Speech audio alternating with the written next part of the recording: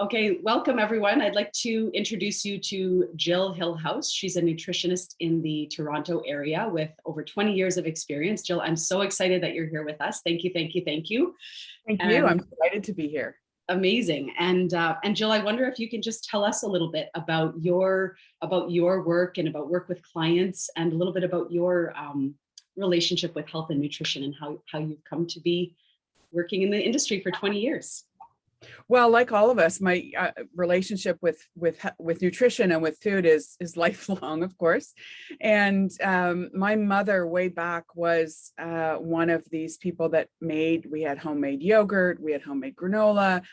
I had really icky stuff called tiger's milk, which was really just brewer's yeast and orange juice, which was disgusting when you think about it, growing up with that. But so I grew up with sort of the diet for a small planet, complete protein approach to eating through my mom, and I guess rebelled right in the high school years and university years. I studied phys ed at university, which, interestingly enough, and nutrition was my least favorite topic because it was so boring and so dry. But as soon as I had kids, I came back to the idea of how important nutrition is and went back to school. So I went back and studied holistic nutrition when my children were little, and then just 20 years ago launched from there, and have been working with people ever since, and have evolved like nutrition has.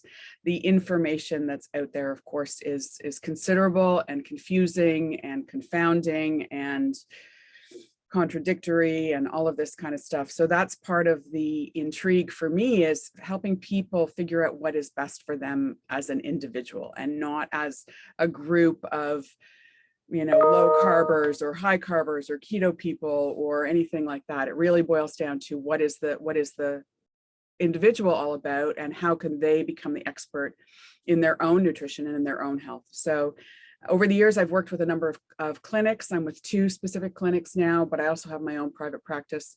I've written 2 books. I've written a baby food, first foods baby food cookbook, and another educational and cookbook about the paleo approach to blood sugar management and diabetes. So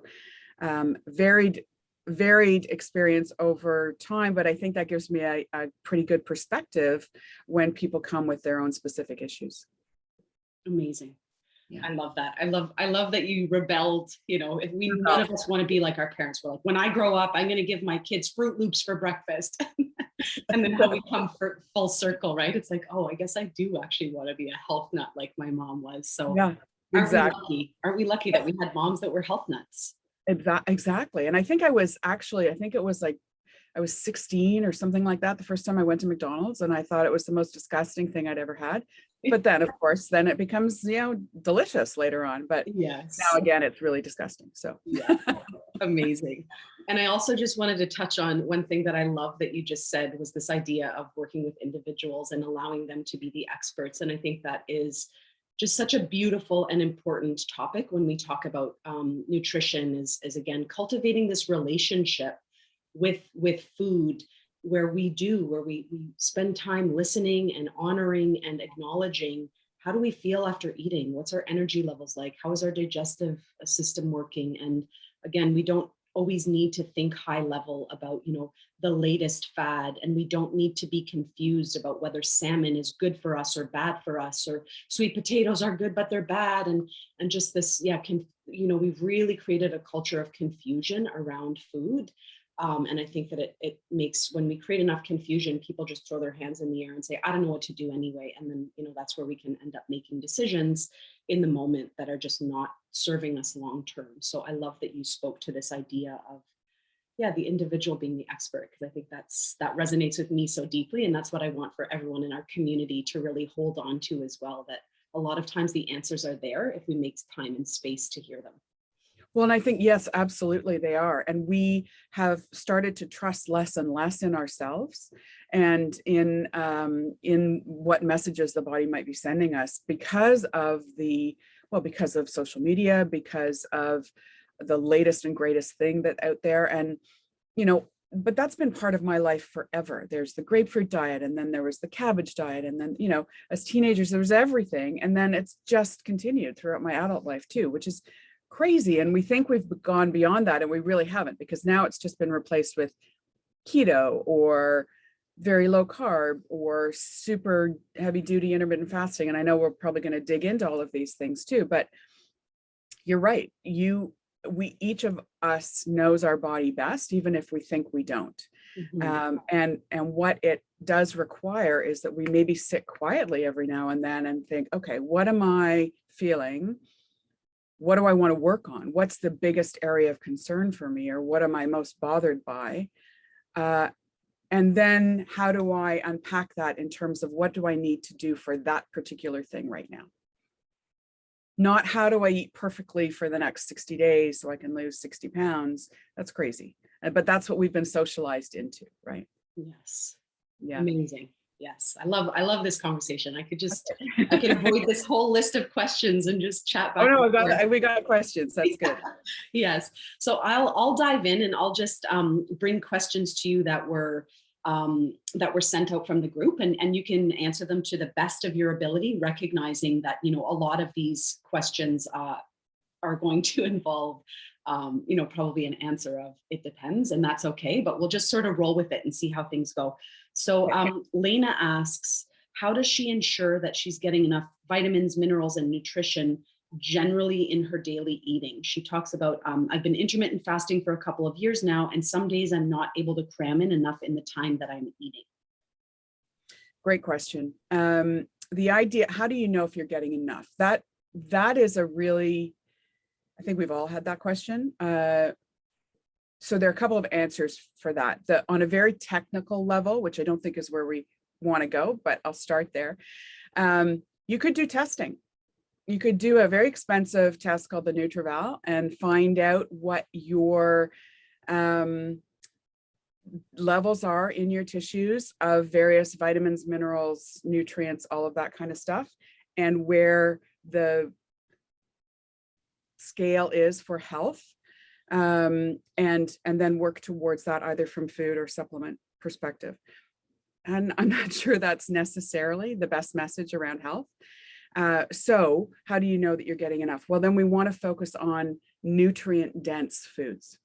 So that's really the key for healthy eating and eating for health, is making sure that most of what we eat, if not all of what we eat, is nutrient dense. So what does that mean? What does nutrient dense mean? It means that per volume, per piece, or per ounce, or whatever, you're getting the maximum vitamins, minerals, phytonutrients, all of that kind of stuff that you possibly can. So nutrient foods that are not nutrient dense would be our sugars, our grains, our processed foods, all the things that we already know. So wanting to ensure that you're getting enough during the day, whether you're intermittent fasting or not, boils down to, are the foods you eating nutrient dense? And so in terms of nutrient density, I sort of have 3 guidelines that I think about for people. What's your protein look like? Do you have a ton of non-starchy vegetables at that meal? And do you have some good fats? Those are really the 3 founding things that I would say, if you evaluate that at every meal, that's going to get you a long way in terms of getting enough. And if you don't mind, Jill, just so that we can break it down even further, with regards to the healthy fats, can you just list 5 healthy fats that you often recommend for clients? Yeah. Olive oil, extra virgin olive oil, it's almost hard. I don't even know if you could get too much olive oil, even if you drank it, but a really good, first cold pressed extra virgin olive oil in a dark glass bottle, nothing in plastic, nothing in clear, to avoid oxidation. So olive oil, avocado oil gets a lot of press right now. I personally don't love it, but avocado oil would be a good one as well, as long as you're sure it's avocado oil and not mixed with something else. And that's probably the problem with some olive oils too. And then of course, avocados and olives, both of those as whole foods, are really good fats. Nuts and seeds are predominantly fat, more than proteins and carbs. So I think of them as a fat too. And then something like grass-fed butter or ghee. I don't think there's anything quite like cooking with butter, so I'm a big fan of good butter. Coconut oil intermittently. I think we maybe went too far down that road for coconut oil. It's a saturated fat, which isn't inherently bad, but it can be a real problem for some people, too much saturated fat, and it's pretty easy to get a lot when you're using a lot of coconut stuff. Yeah, and then the nut oils, walnut or anything like that are great for salads, not cooking with, just for salad dressings. Sesame oil for flavor, but really olive oil is sort of where I default to. Olive oil, avocado oil. Yeah. Amazing. Okay. Yeah. Thank you so much for that. All right, moving right along. So Colleen asks, the keto diet. Can we talk a little bit about who it's good for, when it might be good, when it might not be good? Same question around intermittent fasting. Who's it good for? Who might need to be careful? How often can this be done safely? And if you could speak a little bit to different time frames around intermittent fasting. So anyway, I know that's a lot of questions built into one. So if you need me to, yeah. Let's start with the keto. So keto diet, of course, that's gotten a lot of press over the last couple of years. And just to define it, the keto diet, if it's full keto, is a diet that is about 70% of your calories are coming from fats, 20% are coming from protein, and 10% are coming from carbohydrates, if you broke it down on a caloric level. So for some, that's meant, a bacon and eggs and cheese diet with a, couple pieces of spinach thrown in at night and that kind of stuff. That's not really what we need to be doing for health. It's also been touted as the way to lose weight because you lose weight very quickly. Some people might, but that boils back to what is your metabolism like? And are you a person that has some resistance to burning fat or not? I'm more of a modified keto, modified paleo, if you want to put labels on things, person, because I also work a lot in genomics, in nutritional genomics and nutrigenomics, where we look at how what genes you have and how those genes might interact with your food and with what you're eating, what you might need more of, what you might need less of based on your genes. So what I see from that perspective is that there are a lot of people that don't handle saturated fat that well. And so while you might lose weight in the short term, in 2-3 months, that sort of thing, first of all, is it sustainable long term? And long term, is that eating against your genes and your genetic profile, and what might the consequences be 10-15 years down the road? So I think keto has a place. Keto might also have a place in terms of cancer treatment, tumor treatment, and things like that, because sugar, carbohydrates may be problematic from a cancer progression perspective. So it's an individual answer for keto. I don't jump on the keto bandwagon though. Okay. In terms of intermittent fasting, I think that is a great thing for a lot of people. But again, we don't need to start with I'm fasting for 18 hours a day and I'm only eating for 6 hours and I have to jam all this food into the 6 hours. I think the best place for all of us to start is to have at least 12 hours every single night, where we are not eating. There's no calories going in. And so for most of us, that means stopping snacking after dinner. That's really the biggest problem for a lot of us, for North America, is that we eat after dinner and we take in a lot of calories after dinner. And usually it's the high carb, high fat kind of calories that are the worst for our health. Then we go to bed. Our body is stressed all night by having to digest everything when it should be working on rest and repair. And so then we're a little bit compromised in the morning and we need that coffee to get up and all of that. We start the cycle again. So intermittent fasting, I think, is great. But I would start with the 12 hours at night. Start there. Once you're super comfortable with that, then you can either push the morning a little bit later, which is easy to do for most of us. But newer studies are also showing that if we actually stop eating earlier, it's probably better for us from a metabolic perspective. That's harder to do socially. If you're eating dinner at 4 o'clock, that might be tough, right? With a family or with Not that we're seeing many people right now, but that might be difficult once we're able to go out and socialize again. Yes. Okay. Amazing. I love that. And well, and actually you piqued my interest talking about nutrigenomics. I wonder if you can just tell us a little bit about that before we dive into the next set of questions. Yeah, so it's a fascinating area. And because we all are born with our set of genes that don't change. So we're born with predispositions to various things based on our genes. And so our genes will affect how we, the enzymes, the level of enzymes that we have in our body. So how we metabolize certain kinds of foods, our genes will help determine that. But also what we eat also determines how our genes are turned on or turned off. So it's a two-way street. Our diet affects our genes and our genes affect our diet. So it's a fascinating thing to dig into. And when you combine it with lab work, actual blood work, to look at various things, then you know maybe how far down the road you are of certain genes being turned on and being expressed that might not be positive for our health. So it is a really fascinating end of things. I, for instance, have genes that I don't convert vitamin D into its active form very well in the body. So even if I'm out in the sun, even if I'm getting a lot of sun or taking a lot of vitamin D, I don't convert it very well into the active form. So my vitamin D levels are often much lower. And to compound that, I also don't have the genes for very good vitamin D receptors. So even if I am able to convert the D, I can't receive it into the cell the same way as somebody else. My mother had osteoporosis. So looking at history like that, family history, and then looking at the genes gives you an aha moment of, oh, okay, so likely she had a lot of problems with her vitamin D conversion and receptors as well. Passed that on to me, but I can do something about it now. So the genomics allows you to make some decisions that are, allows you to read the blueprint of your body and make decisions towards better health. Amazing. Yeah. Is that somewhat similar, would you say, to like 23andMe? 23andMe is genomics. Yeah, absolutely. The reports that you get from 23andMe are very unhelpful. they really don't give you, whether you have a tendency to have attached earlobes or earwax or weird stuff like that's not going to help me with my health. So no.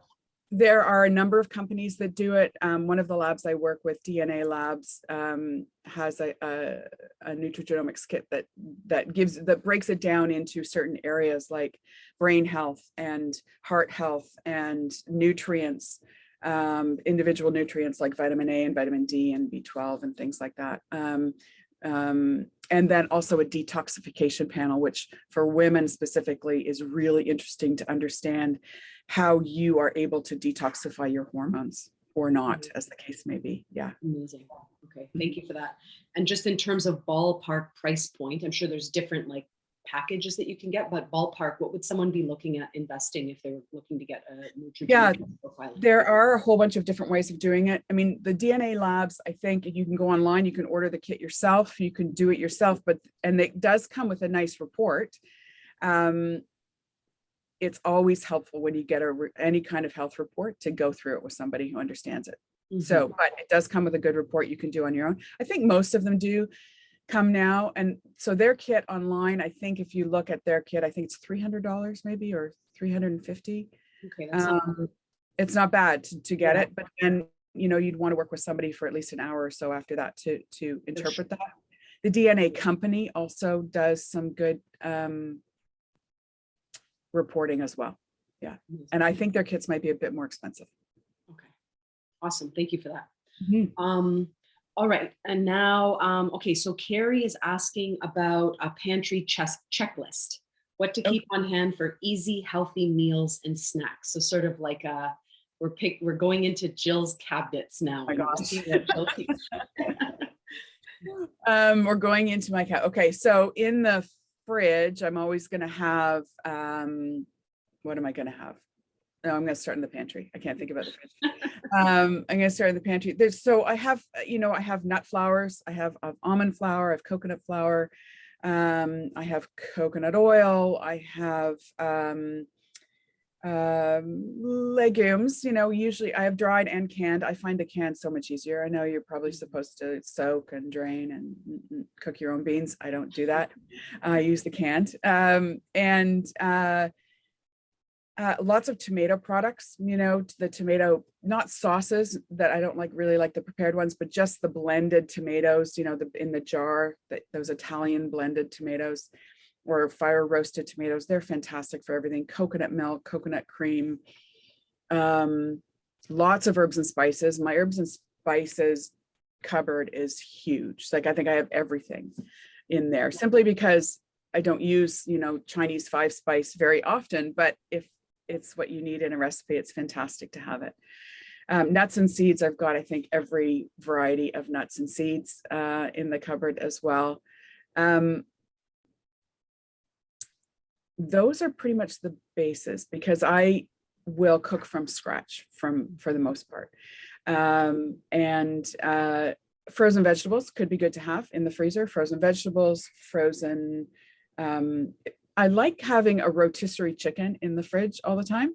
One of those ones from the grocery store, you can get the free from or the organic or whatever, having one of those because that's great protein whenever you need something. And if there's too much I just debone it, cut it up into little pieces, freeze it, and then you can pull it out for a stir fry. You can pull it out for a chili. You can pull it out for a stew or whatever. My freezer is full of bags of labeled stuff, and make sure you label stuff when you freeze it. Mm-hmm. Yeah. My husband thought a whole bunch of bananas one night thinking it was sausage. So, we had bananas for dinner instead of sausage, but yeah. So make sure you label things. But one of the terms that we used in that question was snacks. And so I want to deal with that because snacks is something I think we should probably move away from in general for most of us. Now, are there some people that really actually probably do need to eat 4 or 5 times a day? Yes, but a very small minority of people. And the idea of snacks or healthy snacks, it's a bit of a problem for me because snacking can pull us away from providing ourselves with those nutrient-dense meals that I was talking about.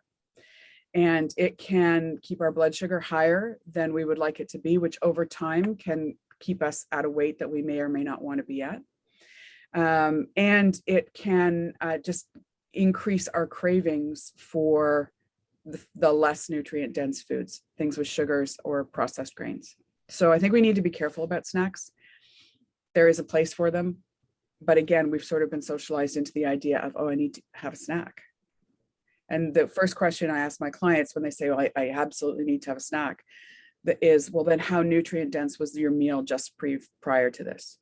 Right. So if that 4 o'clock, I do understand though that, the 3 o'clock, 4 o'clock afternoon thing, that may be physiological. It also may be emotional. Mm-hmm. It's a lot of emotion in terms of our food as well. But we want to look back and say, okay, at my lunch, did I have enough protein? And at my breakfast, did I have enough protein? And so where are you? And that takes a while to work itself out. But I just wanted to address the elephant in the room of snacks. Yes. I actually really love that you just said that because I feel like I spend a lot of time talking to clients about that as well. And I'm not sure if you're familiar with Metabolic Balance.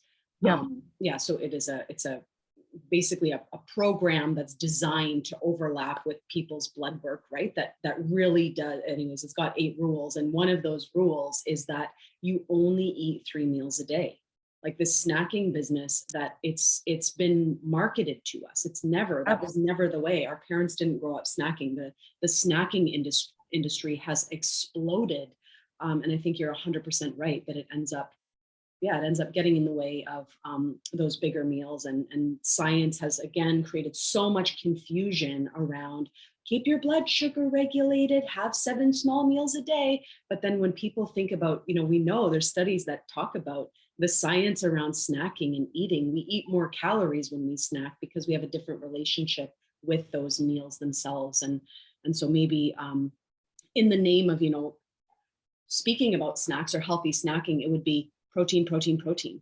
right? Your healthy snack is going to be that rotisserie chicken that you're talking about. It's going to be boiled eggs. It's going to be a protein shake. It's going to be, and I know protein shake isn't real food, but again, if I think about what do I want somebody snacking on at 3 o'clock if they're hungry, a protein shake, some rotisserie chicken, right? Yeah. And a handful of nuts or seeds. Yes. Nuts and seeds in my mind. Now, the problem is keeping it to that quart. Like a handful really is like about a quarter of a cup. Mm-hmm. If you have a scoop and you have a bag of nuts, then you take the quarter of a cup and that's all you take. Yes. And I love that idea too, because when you've got fiber, when you've got protein and fat in meat or in poultry or eggs or nuts and seeds, you've got much more stable blood sugar. Mm-hmm. And you might not get that initial satisfaction, but 15 minutes later, you don't have any physiological issues about craving food. You might still have some emotional issues. So many people have said, are you stomach hungry or are you heart hungry? Mm-hmm. Right. So where is that desire to eat coming from? Yes. Or would it be better for you just to go outside and walk around the block? Yeah. So amazing. I love it. All right. Well, we're not going to be making any friends with this interview. Oh, I know. Okay, amazing. Next on to Pam. Pam says her questions are for a woman over 50, trying to maintain fitness and eating. Of course, hormones definitely come into play. So she's wondering, what are 3 suggestions to help with weight loss in a post-menopausal woman? And what would you suggest to focus on and maybe what to avoid? And while you're answering, I just have to pop around the corner and grab my computer charger, but please go ahead and start answering them. So post-menopausal, here we are. So 3 things to do. We've already actually talked about them. So the first thing is stop eating after dinner, if you are. And because that is going to add a lot of calories and the wrong kinds of calories. So that might disrupt metabolism. So stop eating after dinner would be number 1. Ensuring that each of your 3 meals or 2 meals, if you're intermittent fasting, 3 or 2 meals, is grounded in a good protein, right? And in enough protein. And so that is really about the size of the palm of your hand, 4 ounces-ish of meat, poultry, chicken, meat, that is poultry, meat, fish, seafood, chicken, eggs, or a good quality protein powder. If you're vegan or vegetarian, soy can come in a couple of times, but you want to think about where you are from a hormonal perspective with soy, that meaning tofu or tempeh. And then the third thing is alcohol. So again, we're not making friends, but alcohol is, for my post-menopausal, perimenopause, right? Well, not even perimenopausal.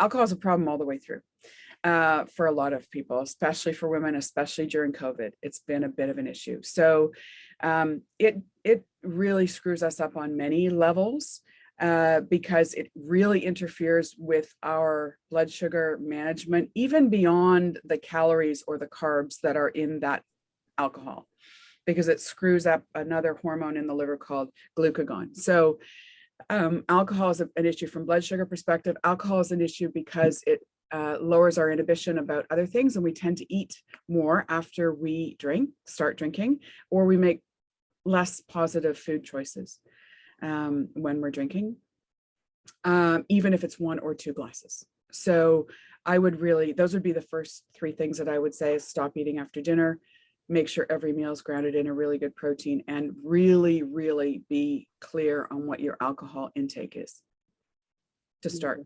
Yeah. Amazing. Yeah. I mean, I can, yeah.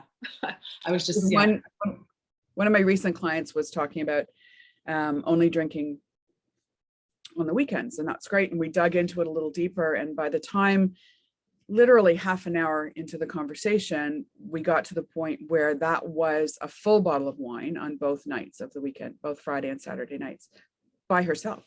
So that's a considerable amount of alcohol that then screws everything up for about the next 2 or 3 days or 4 days, depending on how well you detoxify after that. Then you think you're good for a couple of days and you start again on the weekend. So if that cycle sounds familiar to you, as you do really well during the week And then the weekend hits and you have some wine because you deserve it and you deserve to let loose a little bit. And then, you know, by Wednesday, you're sort of back on track. And then by Friday, you're in it again. So coming back to that, being the expert in your own self, can you step back and actually, without judgment, record exactly what you're doing? It's not about judging. It's about actually knowing, what am I actually doing?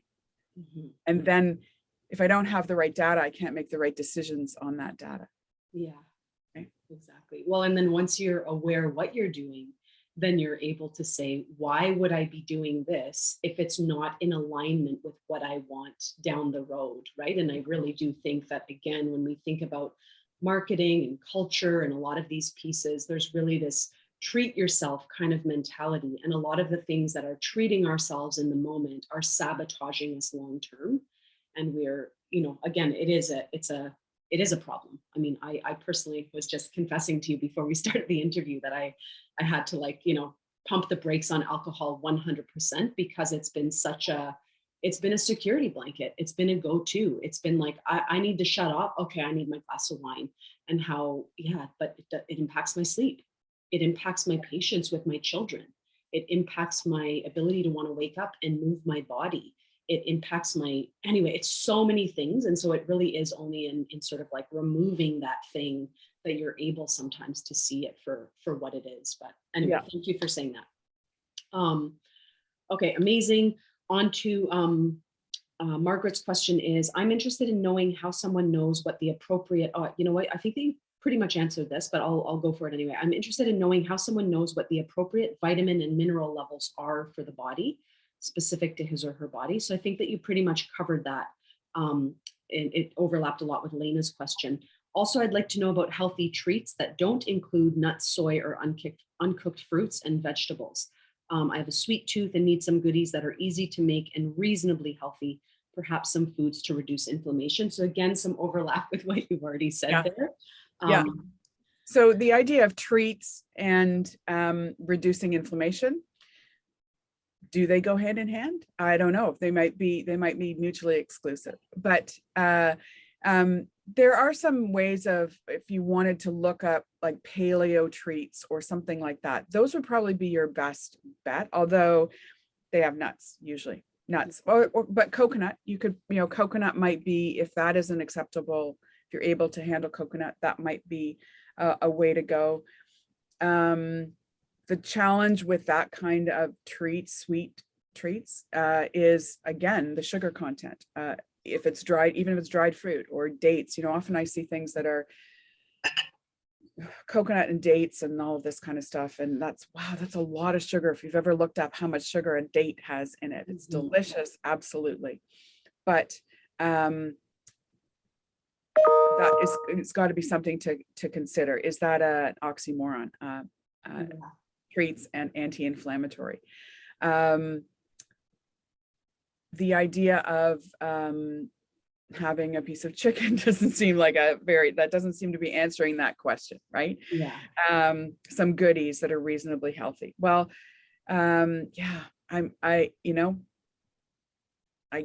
it's not a great area for me because I try not to let people go down, or I try not to encourage people to go down that road. But maybe a protein shake would be something that you could pull in there. You could do like a protein plant-based,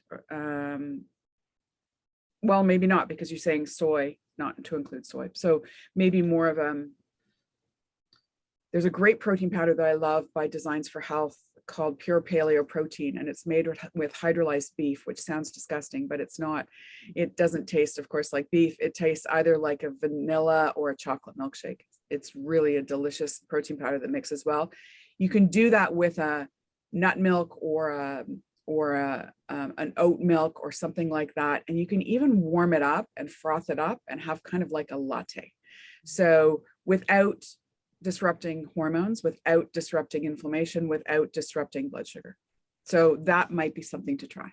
Amazing. Yeah. My kids love that protein powder, by the way. Yeah. And they do exactly that. They like froth up some almond milk, and anyway, it's amazing. And then it mixes a lot better when you put a little bit of warm water with it anyways, even if you do add cold water after that. And what about What about like even baked fruit, like baked apples and things like that with Yes, cinnamon on them, absolutely. because it Absolutely. does, and energy balls that would have, like seeds rather than nuts are always great. Like, right, if you've got a food processor and you can pulse some nuts with some, I always find cinnamon, even though it's not sweet, I associate it with sweet things. So even if you're just throwing cinnamon in with some nuts that you're pulsing in coconut, and it can, yeah. Yeah, those three combos together for sure. Because the coconut and the cinnamon, it does evoke that sweetness, even Yes. without the sugar for sure. I Yeah. mean, you could potentially use a little bit of monk fruit or erythritol or stevia if you like the taste.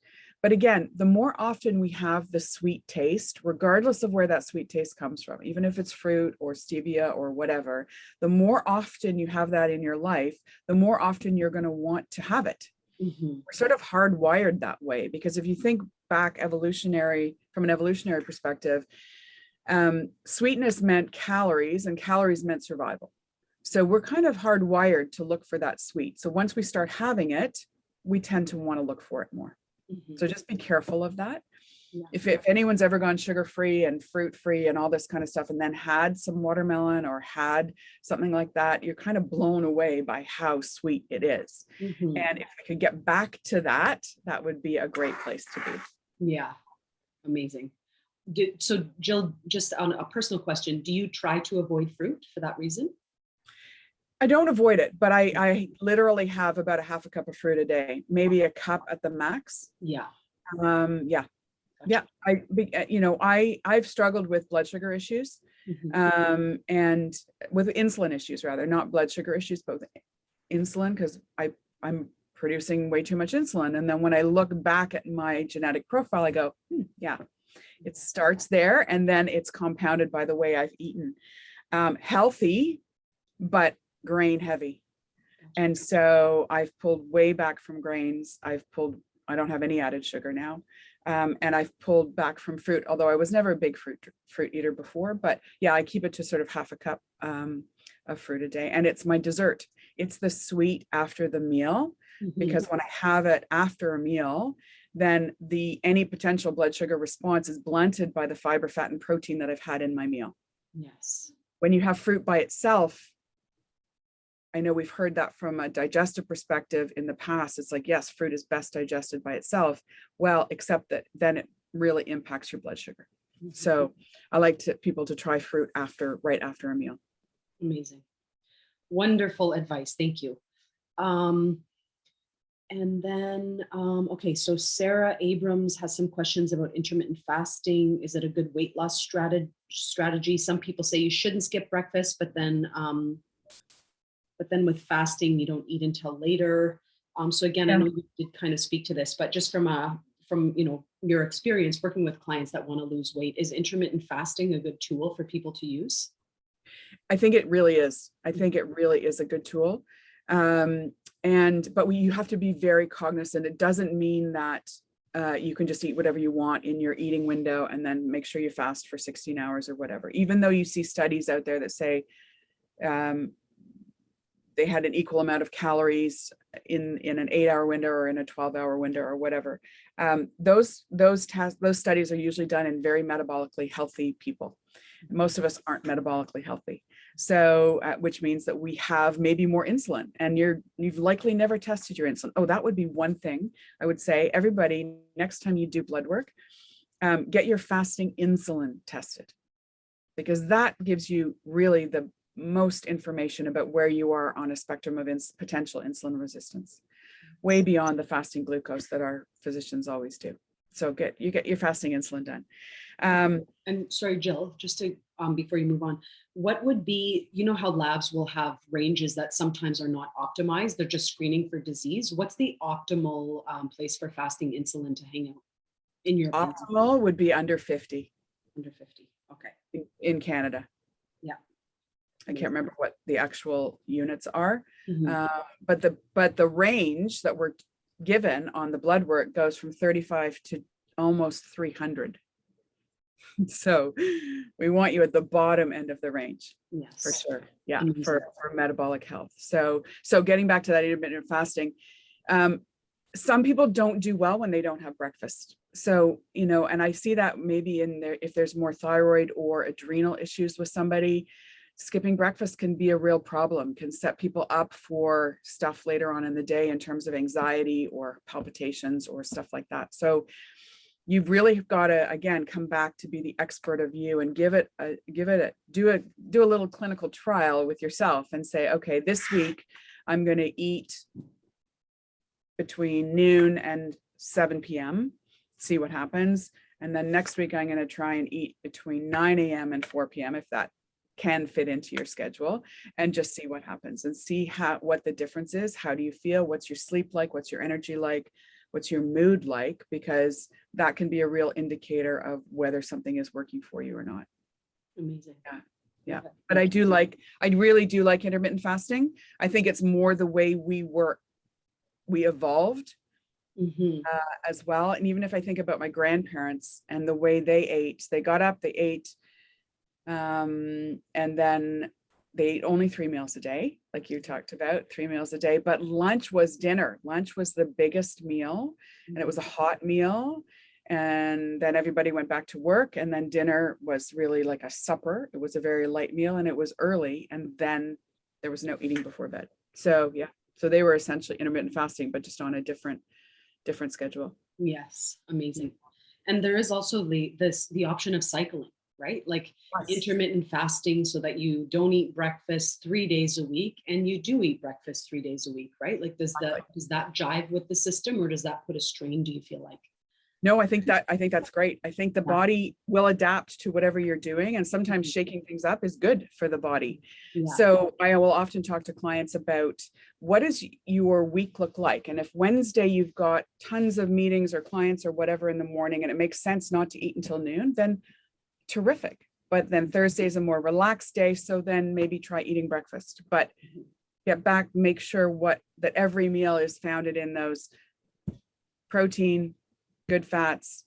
And then one thing I haven't mentioned yet, which I need to mention, is vegetables. We need to be eating a lot more vegetables, non-starchy vegetables, than we are.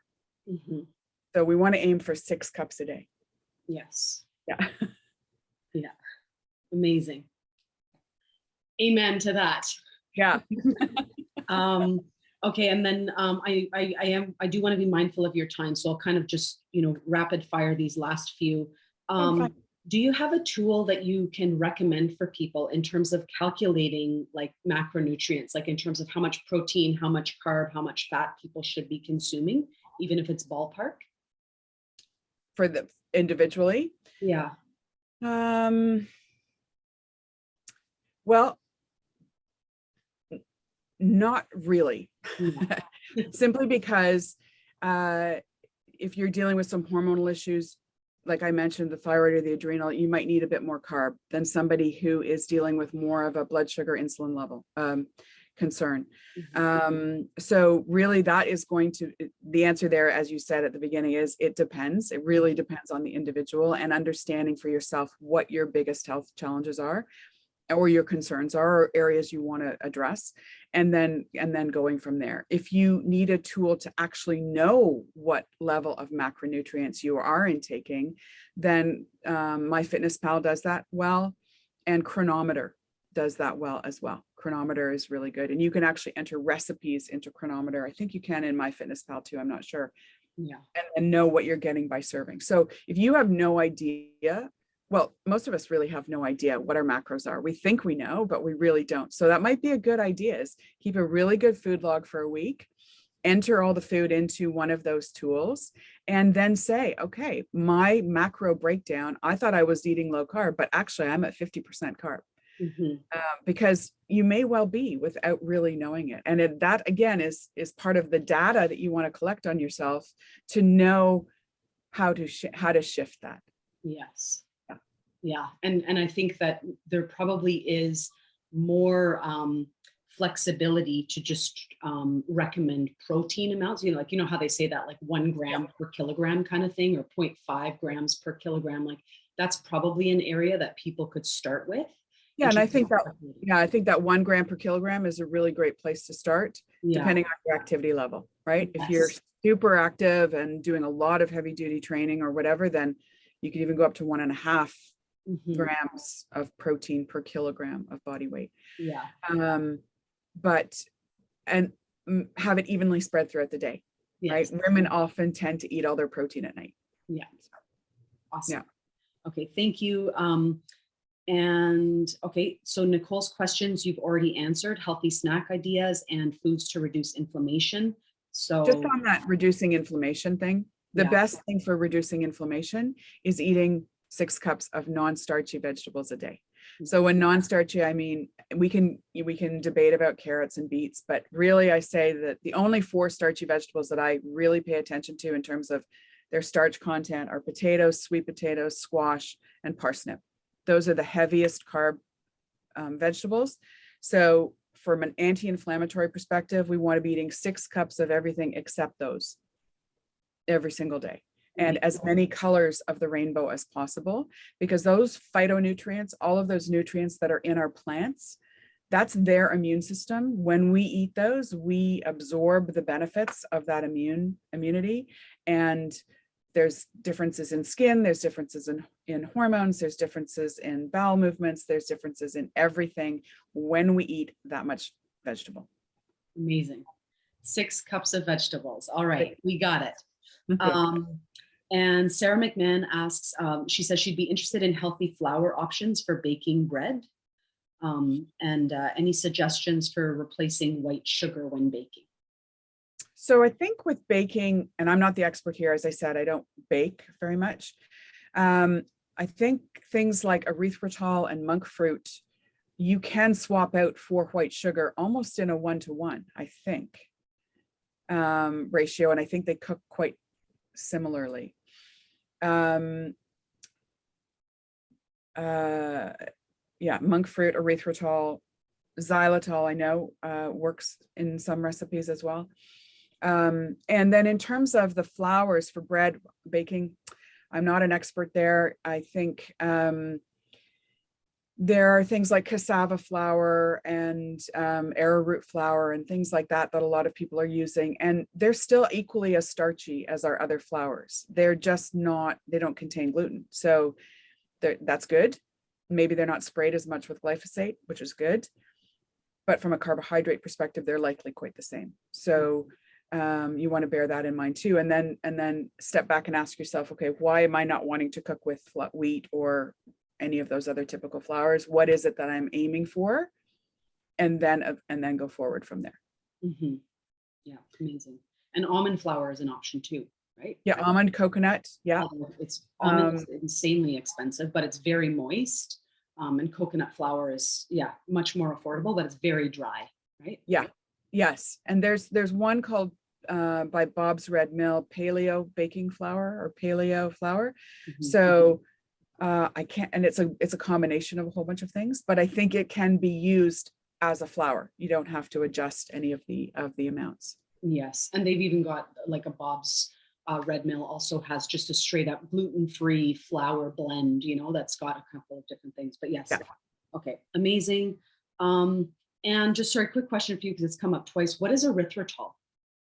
Erythritol is a sugar alcohol. So any of the things that end in OL like that, like xylitol, sorbitol, erythritol, they're all sugar alcohols. So they are imperfectly absorbed in the gut, which means they don't exert the same caloric effect as sugar.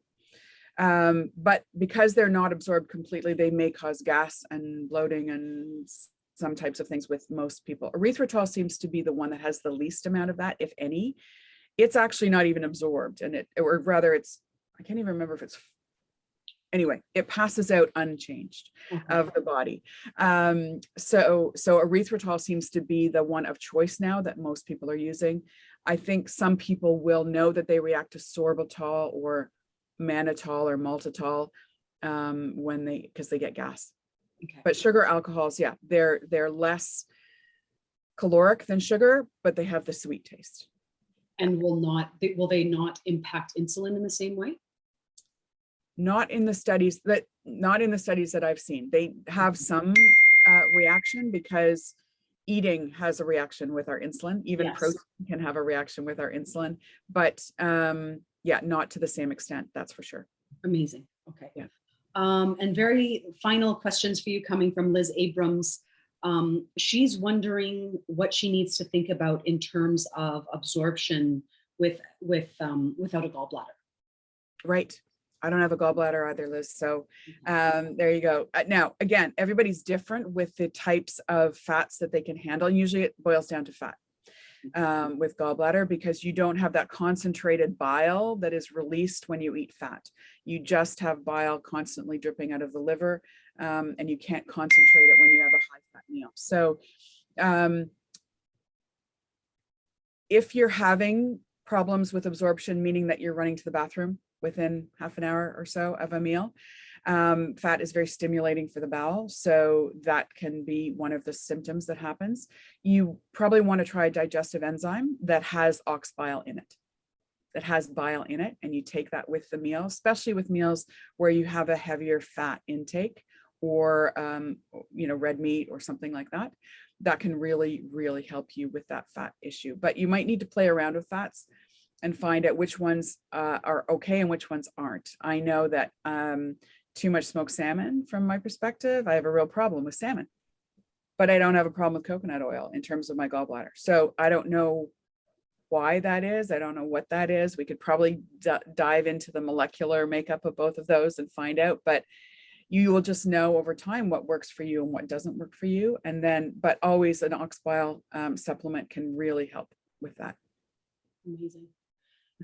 Okay, well, that brings us to the end of the questions. Thank you so much for your time and your wisdom. I've really thoroughly enjoyed this conversation, and I'm really excited to share it with everyone. I'm also going to be sharing your email in terms of how people can contact you.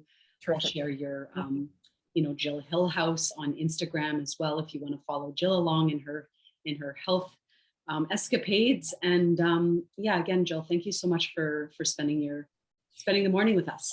Yeah, my pleasure entirely. And if there are questions that I've missed that people want to know, absolutely get them to me one way or another, and I'm happy to continue the conversation. Amazing. Thanks again. Have a great rest of your day. Thank you.